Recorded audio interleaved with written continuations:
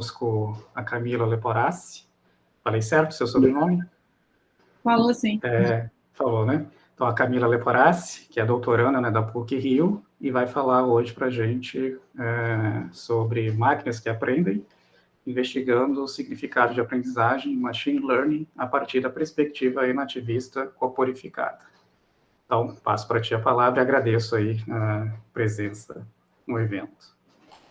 Eu que agradeço, Eros. Estou colocando aqui para compartilhar minha tela, só um minutinho, por favor. Me digam se estão vendo.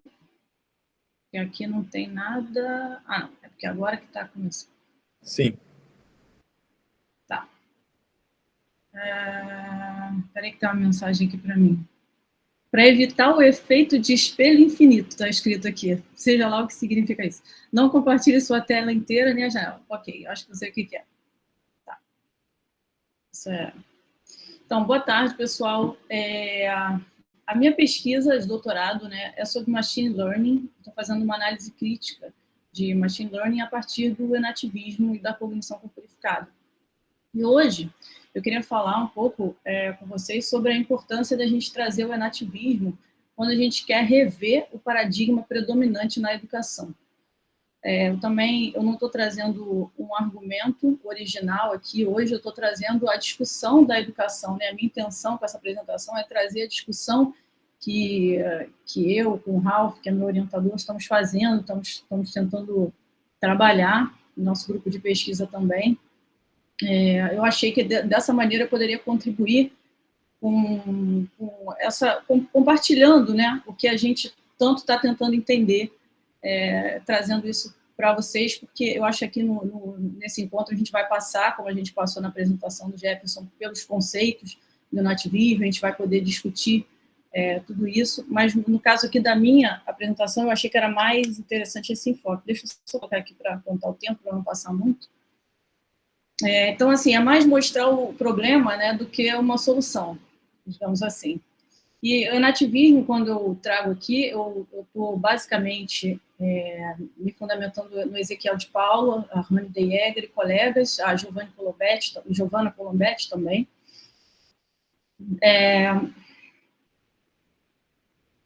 Eu trago a perspectiva de que, ao investigar o sentido que há em aprendizagem, no contexto da aprendizagem de máquina, ou machine learning, a gente não investiga só sobre inteligência artificial na educação. A gente investiga o paradigma ainda predominante na educação de uma maneira mais geral. Na educação formal, a aprendizagem de máquina tem tomado várias formas. São chatbots, são sistemas de avaliação, sistemas de aprendizagem adaptativa, sistemas que entregam atividades de acordo com o desempenho dos alunos nas tarefas que são oferecidas a eles, né? Mas esses sistemas já permeiam tudo que a gente utiliza hoje em termos de tecnologias digitais. A tecnologia de machine learning está presente em espaços, então, não formais de aprendizagem, também como redes sociais, online, YouTube, Facebook, etc. A preocupação que a gente tem na filosofia da educação com relação ao paradigma predominante na educação de um modo geral, toma uma forma mais concreta quando a gente olha para a aprendizagem de máquina. Enquanto isso, a ciência cognitiva avança, né, e o nativismo está adquirindo mais espaço. Então, para contrastar com a ideia do processamento de informações, né, que está presente de maneira predominante nas tecnologias cognitivas e que é condizente com a visão de aprendizagem que ainda predomina na educação, eu trabalhei algumas questões a partir do nativismo, como atribuímos sentido ao mundo, por que o corpo importa para isso, e, em conclusão, como que os algoritmos deixam de fora elementos que jamais poderiam ser deixados, por serem constitutivos mesmo da nossa cognição. Segundo Stewart, Gapin e de Paulo, a ideia de enação, né, no nativismo é um paradigma recente que é capaz de renovar a ciência cognitiva como um todo. A ciência cognitiva ela deve a própria existência dela à teoria computacional da mente, esses autores vão ressaltar, que sem dúvida preenche os requisitos para que seja considerado um paradigma. Essa teoria paradigmática ainda é a mais aceita amplamente e subjaz a grande maioria das pesquisas que envolvem cérebro e cognição, em geral equivalendo a mente ao cérebro. O paradigma cognitivista que se estabeleceu com a ciência cognitiva, se formando como área na década de 50, eu estou incluindo aí no cognitivismo o conexionismo, Basicamente, para esse paradigma, o que importa para a cognição está dentro da cabeça, enquanto no espaço externo encontra-se aquilo que o cérebro precisa receber, absorver, para poder operar, enfim, processando dados, basicamente. Nesse contexto, o interno é muito mais importante que o externo, porque o trabalho de realizar a digestão dessas informações, por assim dizer, cabe ao interior do sujeito cognoscente, né? O mundo é um fornecedor de inputs, variáveis a serem digeridas, decodificadas. Então, mesmo quando a gente considera o corpo e o ambiente como elementos importantes do cérebro, o que aparece no conexionismo, eles aparecem como elementos de apoio, não constitutivos, muitas vezes. E assim a mente fica ainda restrita ao cérebro. No nativismo, como a maioria acho que sabe, reage a isso. O conexionismo é o paradigma presente nas redes neurais artificiais, que são a base dos sistemas de aprendizagem de máquina. Basicamente, tecnologias desenvolvidas a partir do cérebro e para resolver problemas e melhorar o próprio cérebro.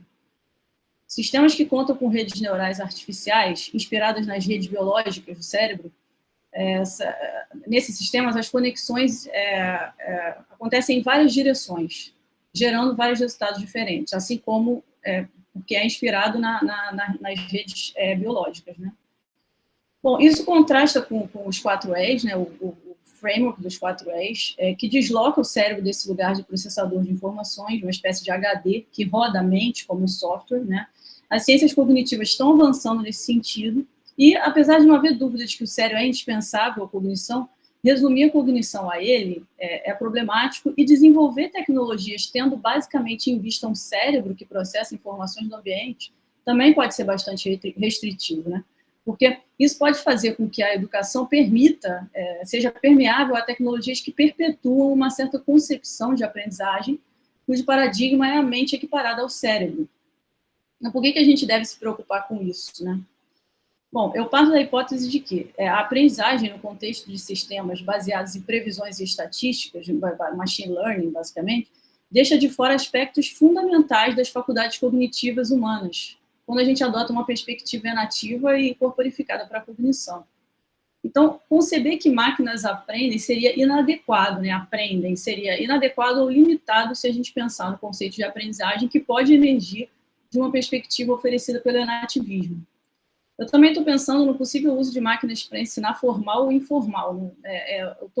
A gente está o tempo todo em contato com esses sistemas, como eu disse, de machine learning. E se a gente na formação humana, como também nas redes sociais e tudo, a gente já depende muito desses sistemas hoje.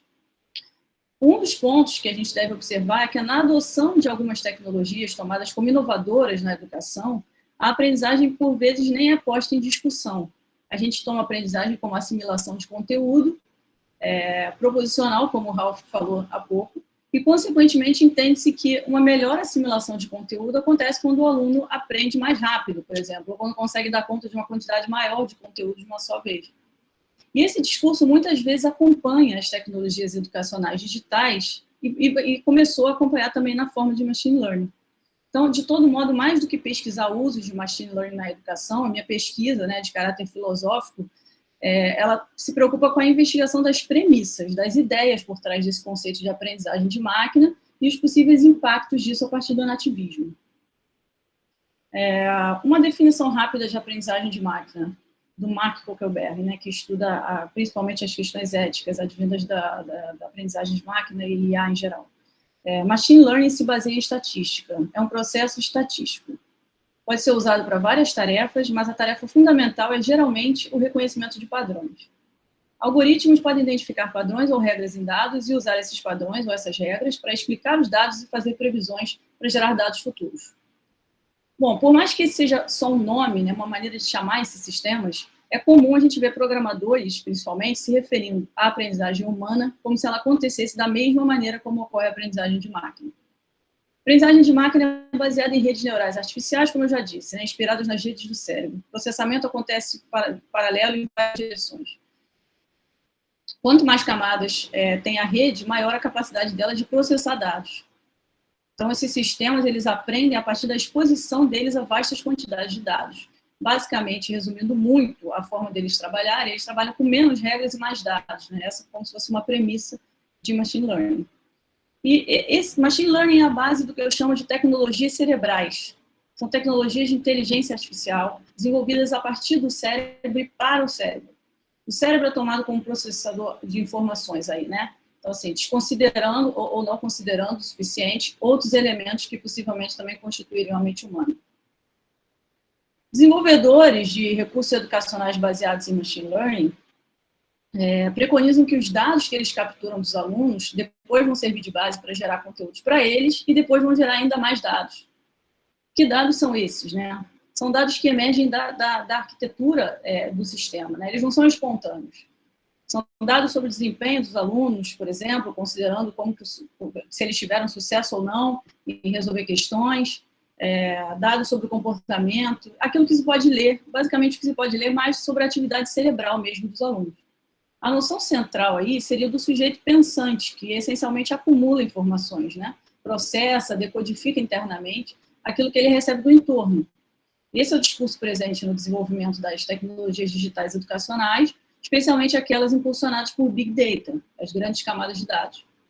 A ideia é a de que o desenvolvimento do cérebro do aluno, né, que vai acontecer a partir do uso dessas tecnologias, é uma ideia que encontra respaldo essencialmente na neurociência, pelo menos na neurociência mais tradicional. E qual o problema de concentrar tudo no cérebro dessa maneira, né? Bom, os algoritmos que funcionam como regras para esses sistemas operarem, eles são enviesados por natureza, porque eles nunca pretendem ser uma totalidade. Os algoritmos são recortes, né? O problema é que o que eles deixam de fora talvez seja aquilo de que a educação menos pode prescindir. E também pode estar aí uma das chaves para a gente compreender alguns dos contrastes, né, entre a aprendizagem humana e a aprendizagem de máquina. Então, eu queria falar um pouco mais sobre isso agora. Rubens Dreyfus já havia falado, né, sobre o que os computadores não podem fazer. Em 72 e depois em 92, quando ele publicou a segunda edição do que os computadores não podem fazer. E quando ele escreveu, né, sobre as razões pelas quais a inteligência artificial estava falhando em reproduzir a inteligência humana, ele estava falando do conteúdo não proposicional, que seria uma grande parte da nossa atividade cognitiva. O que a gente vê é que os computadores continuam não podendo realizar certas tarefas, enquanto em outras eles nos superam, né? Como no processamento simultâneo de grande quantidade de dados. Atividades, para além dos cálculos, surpreendem, às vezes, pelo desnível entre a aparente simplicidade com que configuram no nosso repertório cognitivo humano, e o significativo desafio que elas impõem para ser formalizadas em sistemas artificiais. Um exemplo é amarrar o sapato, que sempre aparece nos textos de filosofia. No Sensory Motor Life, de Paulo e colegas, né, explicam tarefas que fazemos cotidianamente, como andar de bicicleta, pedalar, né, ou consertar uma pia, andar de ônibus ou metrô na hora do rush. Essas atividades estão bastante além da capacidade de sistemas artificiais sofisticados. E até teorias cognitivas avançadas, porque elas são atividades muito sensíveis ao contexto, são cheias de fatores que modelam essas atividades, que modulam essas ações, como o fato de várias escalas de tempo em jogo ao mesmo tempo, o fato delas envolverem a manipulação sensível de ferramentas e artefatos, né, também a partir do contexto, a necessidade de coordenação de ações, variáveis, objetos, pessoas, tudo ao mesmo tempo. A gente lida ao mesmo tempo com normas, regras, objetivos que podem ser conflitantes, a sensibilidade aos riscos que a gente tem que ter em cada situação, de acordo com o que o ambiente oferece, as capacidades e demandas do nosso corpo com as quais a gente precisa lidar naquele momento. Enfim, pessoas geralmente lidam bem nessas situações, né? Apesar de parecer tudo muito simultâneo e dinâmico, mas pessoas geralmente lidam bem nessas situações, mesmo quando os aspectos estão todos em ação ao mesmo tempo. Só que isso faz com que a gente tome a nossa vida sensório-motora como dada, como certa. E a gente, às vezes, esquece de como isso é complexo e como a gente está imerso nessas atividades justamente como criaturas corporificadas. Então, somos seres corporificados. Estamos inseridos no mundo desde sempre. A nossa relação direta, de trocas constantes com o mundo, né, mostra que se a gente funcionasse como computador no sentido de computadores digitais que a gente conhece, a gente provavelmente ainda levaria um tempão para fazer certas atividades, né, gerando uma espécie de overload cognitivo, que às vezes parece que não precisa, a gente vai muito mais rápido do que isso, né? E de fato, Dreyfus dizia que a gente não age nem pensa como computadores, né? A gente não precisa, porque a gente é diferente. A gente pode, segundo ele, conhecer uma série de regras iniciais sobre algo que a gente está, Dreyfus, né, que eu estou dizendo agora, A gente pode conhecer uma série de regras iniciais sobre alguma coisa que a gente está querendo aprender a fazer, regras descontextualizadas. Primeiro, a gente conhece essas regras sem saber no que a gente vai aplicar, mas na medida que a gente for vivenciando as mais diversas situações, a gente vai efetivamente aprendendo com o corpo. Porque aprender demanda o nosso acoplamento corporal com o ambiente, né? Recruta também as nossas emoções o tempo todo. Dreyfus abordou o problema do senso comum, que é tão difícil de ser codificado em sistemas artificiais. Seria aquilo que não pode ser captado pelos sistemas na forma de dados, né? No caso atual, estatísticas, previsões. Pode ser que isso seja justamente o que há de mais desafiador quando se trata de aprendizagem, especialmente se tiver uma real preocupação em rever as premissas por trás do que se entende por aprendizagem hoje. É fácil a gente ver, assim, um exemplo de senso comum, quando a gente, por exemplo, pensa numa conversa ao telefone com alguém que a gente já conhece, falando sobre um assunto que a gente já estava falando antes. Quando a gente começa a falar sobre aquilo, a gente não vai voltar e situar a pessoa em tudo aquilo de novo. Ela também não vai situar a gente, né? A gente vai falar, por exemplo, vou buscar um livro na sua casa. Estou indo então aí buscar. Tudo bem, o endereço eu já sei, o livro eu já sei qual é, o combinado a gente já tem. Então, assim, quantas coisas a gente vai resolvendo, né? Só para dar um exemplo bem bobo mesmo, assim, mas quantas coisas a gente resolve só para a gente estar imerso no mundo e se relacionando com outras pessoas, com os objetos e tudo. O que os computadores não podem fazer, talvez revele mais sobre como a gente aprende do que aquilo que eles podem fazer. Quando Dreyfus propôs a crítica dele à razão artificial, ele esclareceu que 4 pressupostos estariam subjacentes ao otimismo dos desenvolvedores, né? Porque era uma época em que havia muito otimismo em relação à IA, e no MIT, onde ele trabalhava, acreditava-se realmente que os computadores poderiam, em um tempo não tão longo, agir, né? Pensar como seres humanos. Então, esses pressupostos que estariam por trás do otimismo, né, dos desenvolvedores seriam, por exemplo, biológico, psicológico, epistemológico e ontológico. Pressuposto biológico, associava o cérebro humano a um computador digital, a partir basicamente de trabalhos em neurofisiologia. O psicológico ia mais longe ainda, porque equiparava a mente a um computador digital. O epistemológico seria que, apesar do desempenho humano não poder ser explicado através da ideia de que pessoas seguem normas orientadas à resolução de problemas em uma sequência de operações inconscientes, em etapas isoladas, o comportamento inteligente poderia ser formalizado em função de tais normas e reproduzido de forma mecânica. Só uma pergunta, vocês estão vendo minha apresentação? Porque, assim, começou a dar um tilt aqui no meu monitor e para mim não está aparecendo Parece direito. que parou. Mas a gente está vendo, mas eu não sei se você mudou os slides enquanto você estava falando das suposições. Não, eu não mudei, não. Não mudei, não. Então tá okay. A tela de Black Mirror, que eu coloquei, né? A imagem e uma coisa. Só que, realmente, para mim, tá quase que não está dando para ver. Eu acho que é um problema do monitor mesmo. Muito estranho. Bom, vou tentar seguir. Eu tenho como seguir aqui. Eu vou até pegar meu celular, porque eu posso ver a apresentação dele também. Desculpa, gente. Problemas técnicos, de fato. Eu ainda não ia mudar. Eu vou mudar agora só para ver se funciona. Pronto, aqui. Tá. Mudou certinho, Camila. Tá bem. Desculpa, gente. E o pressuposto... Então, voltando um pouquinho. O epistemológico seria, basicamente, a gente não explica o desempenho humano pela ideia de normas, né, orientadas à resolução de problemas, mas a gente pode formalizar o comportamento em função dessas normas para reproduzir ele de forma mecânica. E o pressuposto ontológico seria o de que tudo que é essencial para o comportamento inteligente deveria, em princípio, ser inteligível em termos de um conjunto de elementos independentes. Então, os dados que um computador deveria receber para poder perceber, falar, se comportar de forma inteligente, esses dados deveriam chegar de forma isolada, de forma atomizada, explícitos, determinados, para serem processados, né, de acordo com as regras que regem os sistemas. Só que o mundo que a gente acessa é constituído por nós mesmos, né? E a gente pode ver isso, por exemplo, quando a gente lê uma mensagem escrita à mão, com uma caligrafia difícil de entender, ou quando a gente não entende uma palavra, um texto, um idioma estrangeiro ao nosso, mas a gente entende o resto daquele texto. A gente meio que completa as informações que faltam, né, com a nossa própria experiência, com a nossa própria... que a gente já aprendeu antes. Também, para reconhecer uma melodia, a gente tem que ouvir a música toda. Não adianta só ouvir notas isoladas, que não fariam sentido nenhum. Então, se a gente considerar que o conhecimento do mundo é o conhecimento de milhões de fatos isolados, o problema da inteligência artificial seria armazenar e recuperar um banco de dados que nunca termina. E, além dos elementos do mundo não serem isolados entre si, ou pelo menos não é assim que a gente percebe, o sentido que eles têm para nós depende da nossa interação com eles, a qual depende justamente da nossa condição de seres corporificados. Eu acho que nisso, as proposições de Dreyfus têm muita aproximação com o enativismo.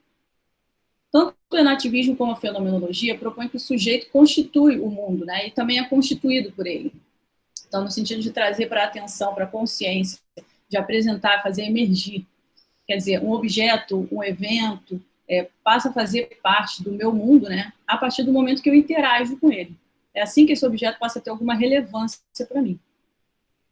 Bom, e sense-making seria uma boa maneira de abordar criticamente a crença pertinente a esse pressuposto ontológico, de modo que Dreyfus menciona, de modo que eu associei esse conceito enativista ao conceito de skillful coping de Dreyfus aqui para a gente pensar. A ideia de cognição no enativismo, né, encapsulada na noção de sense-making, seria a atividade de atribuir sentido ao mundo, né, que a gente protagoniza como sense-makers, agentes cognitivos. E aqui eu coloquei uma citação, deixa eu dar uma olhadinha. Sense-making é uma ideia inerentemente ativa. Os organismos não recebem passivamente informações de seus ambientes, que então traduzem em representações internas. Sistemas cognitivos naturais simplesmente não acessam seu mundo para construir imagens precisas dele. Eles participam da geração de significado por meio de seus corpos e ações, muitas vezes engajados em interações transformacionais, e não meramente informativas. Eles colocam o mundo em ação. Eu até acho que, nesse caso dessa tradução que eu fiz, eu vou rever, porque eu acredito que usar significado pode não ser bom. Eu acho que tem que usar mesmo sentido, senão a gente abre discussões múltiplas aí. Se eles disseram mini, né? Enfim, tem aí uma discussão, mas também não vou entrar muito nela agora. Mas tem uma diferença crucial entre construir sentido, a construção de sentido feita de uma forma autônoma, no sentido enativista de autonomia, e o processamento do tipo input-output, que a gente vê tanto no cognitivismo e no conexionismo. Quando a gente dá sentido a algo no mundo com que a gente tem contato, né, nada tem um sentido absoluto, um sentido dado, né, porque esse sentido depende da nossa constituição física, social, cultural, nossa atividade, o contexto que a gente está inserido, né? Depende do que o organismo é, do que ele busca, como é que ele vive, né? O sentido não está, então, nos elementos do ambiente, mas na dinâmica, nem na dinâmica interna do agente, mas nessa dinâmica, o domínio relacional entre os dois. A gente já viu isso um pouco com o Jefferson mais cedo. Nessa foto aqui, Sebastião Salgado, o que essas pessoas estão fazendo, né? Quando a gente olha, a gente pode não saber o que está rolando na cena. A mulher está cortando o cabelo do homem, né? A criança está ali descansando. A gente assimila eventos e cenas, a gente não assimila eventos e cenas assim prontos, né? Porque a gente não compreende o que eles são fora do contexto. A gente tem que ter uma familiaridade, né, com eles, né? Sem a gente se relacionar com eventos ou objetos que a gente conhece, enfim, sem a gente experimentar o mundo, a gente pode não entender não só objetos, como uma composição deles, uma cena e pessoas, né? Pessoas em ação. A maneira como o ser dá sentido ao mundo em volta dele, né, no enativismo, é fundamentada no corpo dele agindo nesse mundo, que também molda os ambientes em que o ser se insere. O enativismo coloca o corpo no centro. O que me chama mais atenção é que é como se mudasse o eixo da cognição, né, do cérebro para o corpo. E aí o enativismo vai trabalhar 3 dimensões desse corpo, a dimensão orgânica, sensória e motora, e colocar muito peso também na intersubjetiva. Também ficou muito claro na apresentação do Jefferson. E eu não vou trabalhar tanto aqui, mas estou trabalhando na tese, quero trazer bastante disso, porque é super importante a dimensão intersubjetiva, que, na verdade, mais do que uma dimensão, né, essas dimensões, elas são os próprios aspectos constitutivos desse corpo, elas estão sobrepostas, são camadas, né? Então não tem uma sem a outra, nem outra sem uma, Mas tem trabalhos de Paulo e os colegas que são mais ou menos voltados para cada uma delas, né? No caso do Linguistic Bodies, a gente tem muito como conhecer a dimensão intersubjetiva. A dimensão sensório-motora foi muito trabalhada no que eu já mencionei, Sensory Motor Life, o livro deles, de Ezequiel de Paulo, Barandian e mais uma pessoa, Burman, se não me engano. E também não dá para a gente não falar de emoções, né, que são inseparáveis da cognição, no sentido de que, emoções no sentido de que o ser é afetado o tempo todo, para que ele possa viver, conhecer o mundo, se manter autônomo.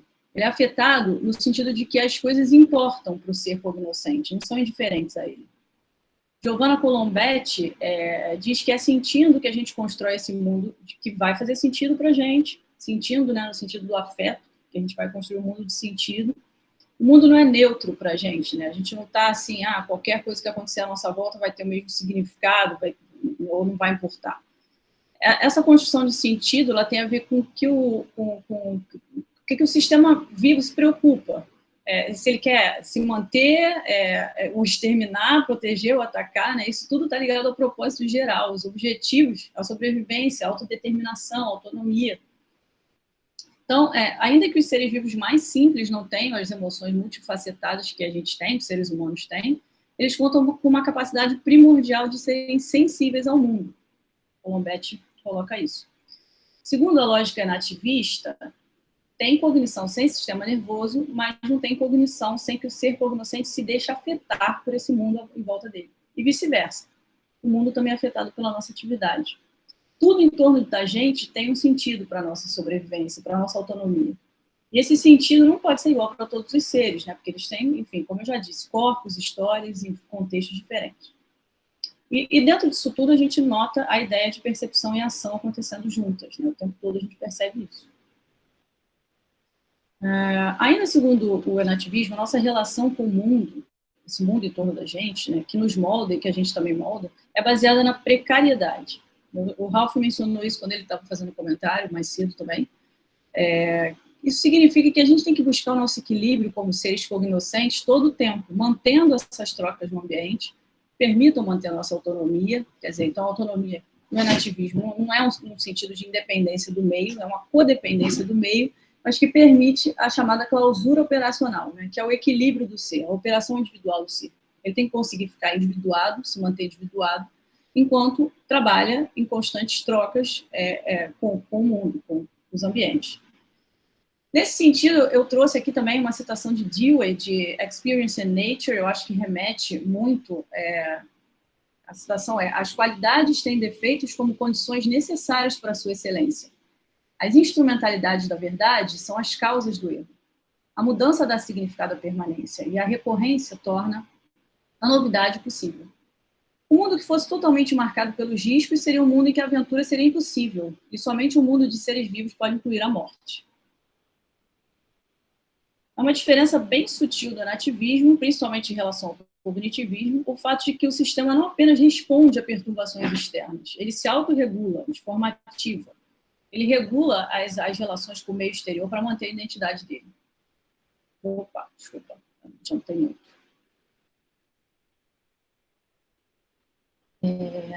O enativismo comumente é referido como um dos 4 Eu vou agora problematizar um pouquinho algumas coisas que eu falei, tá? O enativismo comumente é referido como um dos 4 E's da cognição, né? O framework de Extended, Embedded, Embodied Cognition. Mente estendida, purificada e situada. Bom, dessas abordagens, eu queria pontuar que eu acho que a abordagem com mais poder de proposição de um novo paradigma é, de fato, o enativismo, porque ele não vai indicar só que o corpo é constitutivo da mente, da cognição, né? Ele vai desenvolver toda a abordagem a partir do corpo. Ele vai desenvolver, a mente é o corpo, né? Assume-se assim um novo eixo, um ponto de partida novo, né? Passa a existir cognição sem sistema nervoso, sem cérebro, na perspectiva do sense-making, né? Mas tem que ter corpo. Corpo biológico muito importante, fundamental. Essas citações eu esqueci de colocar, que elas são daquele livro preto que apareceu antes, está no final, tá? O livro In Action Towards a New Paradigm for for cognition, for the mind, eu não me recordo, eu sou ruim para títulos. Enativistas têm destacado essa questão de como o corpo é diferente para eles em relação a outras abordagens, né? E esses trechos trazem isso, falando sobre a questão da corporificação para eles. Eu vou deixar para depois, quem quiser ler com calma, pode pegar a apresentação. Cognição corporificada, com Mark Johnson, trabalhando a questão de como o pensamento emerge do engajamento do organismo com os mais variados ambientes, por exemplo, ela parte da ideia de que existe um organismo que percebe, que age, né? Não tem uma proposição daquilo que o próprio organismo é. Isso tem me chamado muita atenção do enativismo, tentar, a partir da ideia de autopoiese, né, houve um trabalho de Maturana e Varela para definir o próprio ser vivo, que é o ser vivo, que é a vida. E acho que o conceito de autonomia e emergência no enativismo tem estendido isso. E eles continuam, né, antes de tudo, fazendo a gente pensar o que é esse ser que conhece, o que configura, o que caracteriza um ser cognoscente, um agente. O enativismo tem essa busca, né? E muito mais do que no opor mente e corpo, então, eu ressalto a importância do corpo para a cognição, como o Merleau-Ponty fez. O enativismo é enraizado na fenomenologia, né? Eu acho que eu não vou ler essas coisinhas aqui para vocês, não, senão vai ficar muito pouco tempo. Vou dar uma corridinha. Eu tenho pesquisado também, desde o mestrado, a mente estendida, que foi meu foco no mestrado, né? Como proposta essencialmente pelo Andy Clark. E a mente estendida é uma abordagem que deixa claro que a gente pode estender as nossas capacidades cognitivas a partir das tecnologias, incluindo as digitais. Sem que para isso, assim eu vejo, né? Sem que para isso seja necessário trabalhar com a ideia de substituição humana pela tecnologia. Mas essa é uma tese que também parece deixar um caminho aberto para a gente considerar a evolução da IA, da inteligência artificial, até o ponto de ficar muito parecida com a inteligência humana. Mais uma vez, o corpo também, na mente estendida, não tem essa importância, essa base, né, essa coisa basilar que tem no enativismo. E se a gente seguir o raciocínio do enativismo, tal como proposto por de Paulo e colegas, né, instanciar a inteligência humana na IA parece mais distante, porque não tem ainda nada que seja artificial e que conte com a organização de formas naturais de vida, né? Se isso acontecer um dia, o Ezequiel diz, né, a gente pode ter cognição instanciada. Mas aí eu concluo que o corpo orgânico é o único capaz disso até agora, então a gente não tem e também não sabe, né, se vai ter no futuro próximo.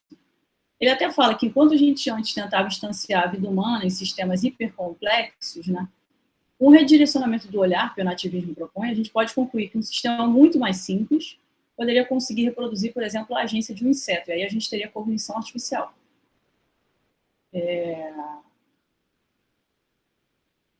A fluidez e as constantes trocas energéticas e materiais entre o ser e o ambiente, né, que o nativismo propõe, contrastam com a rigidez de aprendizagem e machine learning, com a imagem computacional do cérebro para a mente. E dados são parciais, são sempre fragmentos. E, além disso, a gente muda, né, tem aquele conceito de becoming, a gente sempre está se transformando. Sem a capacidade de atualização e contextualização de que a gente é capaz, simplesmente por estarmos no mundo a partir dos nossos corpos, em rede com outros seres, né, as máquinas não poderiam aprender como a gente, porque a essência da nossa cognição está justamente nessas transações com o meio e na intersubjetividade. Como eu disse, o conceito nativista de becoming, né, nos coloca nessa posição de transformação e gera um grande contraste com a rigidez dos algoritmos. Algoritmos de machine learning trabalham para fazer previsões a partir daquilo que eles aprendem do passado, mas se a gente pode transformar, se a gente pode se transformar, quem garante, né, que as previsões baseadas no passado vão dar conta de realmente dizer o que pode acontecer com a gente, né, da nossa totalidade. Talvez isso seja um alento para uma era em que a privacidade está em extinção, nossos dados são capturados o tempo todo, né, e essa ideia de que as máquinas são inteligentes a ponto de aprender, a gente pode pensar a partir daí. A gente pode pensar também que o sistema de machine learning pode surpreender de tanto que tem sido propagado, né, que sistemas teriam uma certa autonomia.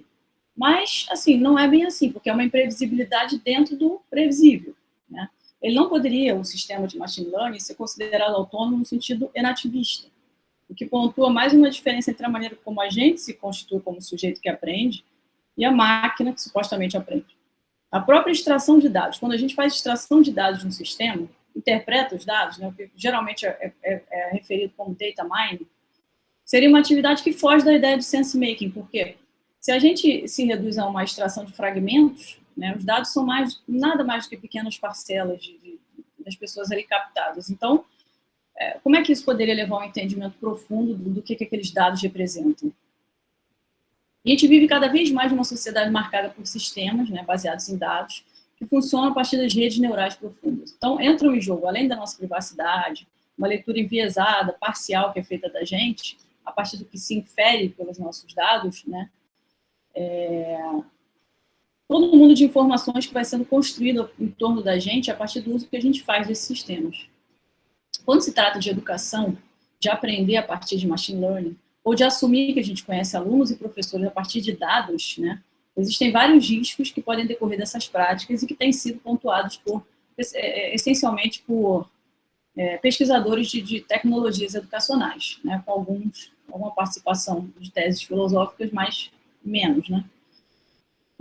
Uma dessas consequências seria uma leitura superficial de dificuldades de alunos, ou de potencialidades também, de que eles podem fazer bem, somente a partir de dados. Isso poderia, talvez, até definir o destino de um aluno, interpretando esse destino a partir de dados, né, que é um pouco o que a gente faz com uma prova, com um teste hoje, só que, enfim, isso levado à máxima potência com Big Data, essas grandes quantidades de dados.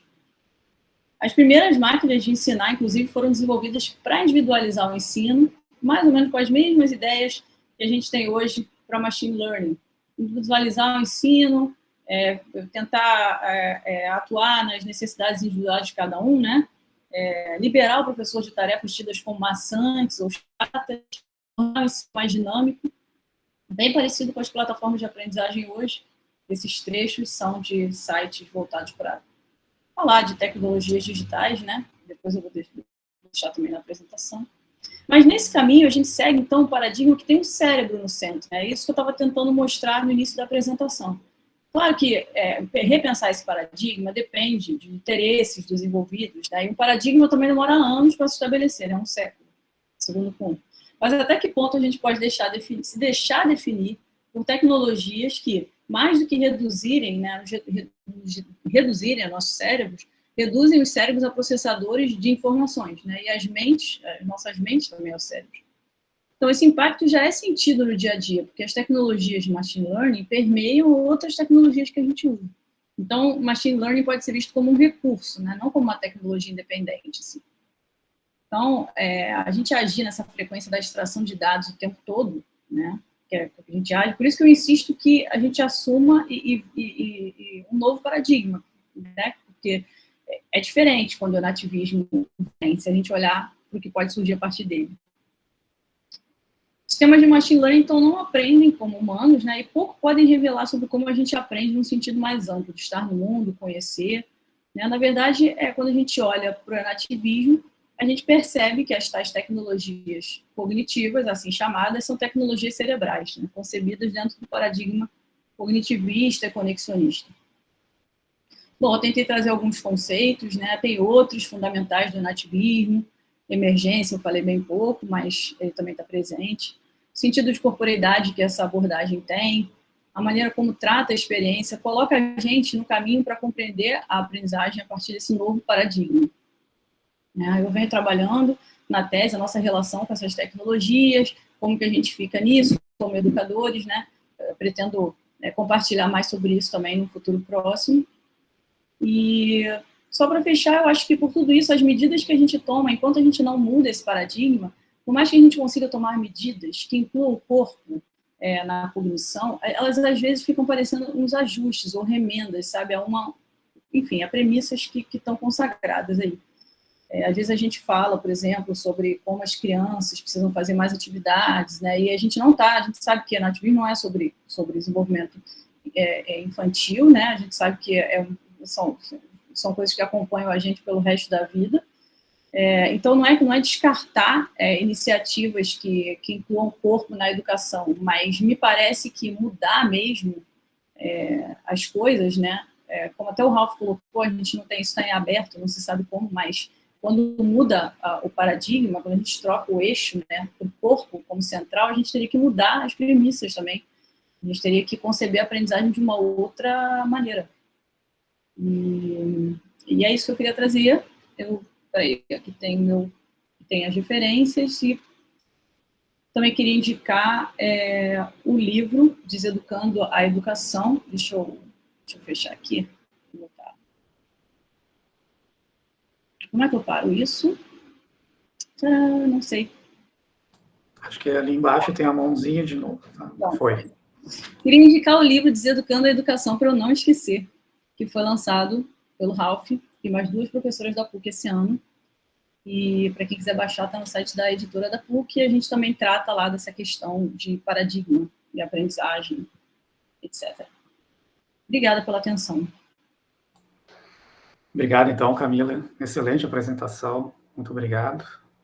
Eu vou interromper aqui a gravação e peço o pessoal já ir para levantando as mãozinhas aí para a gente